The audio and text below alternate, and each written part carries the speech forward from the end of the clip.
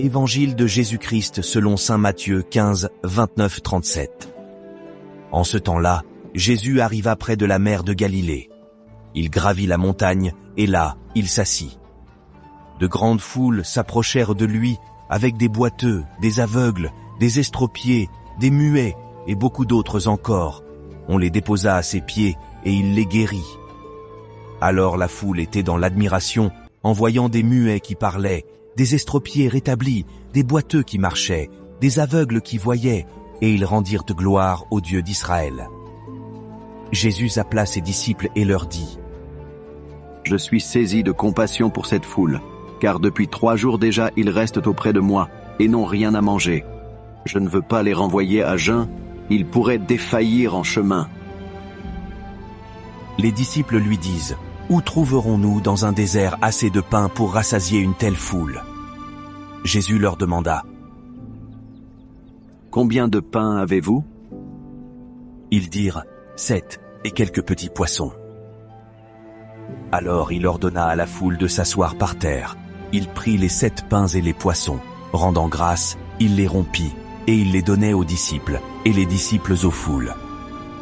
Tous mangèrent, et furent rassasiés. On ramassa les morceaux qui restaient. Cela faisait 7 corbeilles pleines. Acclamons la parole de Dieu.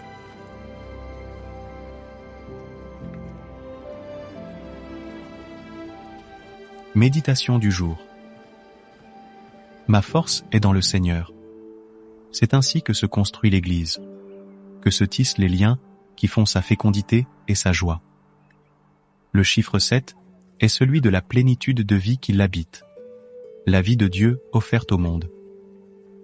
Saint Matthieu s'émerveille. Des morceaux qui restaient, on ramassa 7 pleines corbeilles. Nous sommes rassasiés par la vie de Dieu, en nous, par la vie de Dieu qui ne cesse de jaillir aussi autour de nous. Nous sommes apaisés par la force de Dieu qui aide le malade à vivre, par la consolation du Seigneur qui aide à passer les étapes de nos existences où notre avenir semble brisé. Pourtant, il reste encore beaucoup à voir. Le Seigneur sait que la route est longue et les pièges nombreux. Jésus fut tenté au désert, tenté de changer les pierres en pain pour se nourrir lui-même.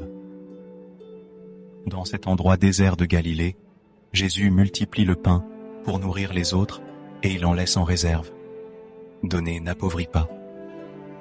Pour regarder l'avenir, nous n'avons toujours que quelques pains, mais ce pain est celui de Dieu, la vie même du Christ. Nous disposons d'un trésor. Voilà ce qui donne à notre vie sa joie, son dynamisme, toute sa réalité. Paul Dominique Markovits.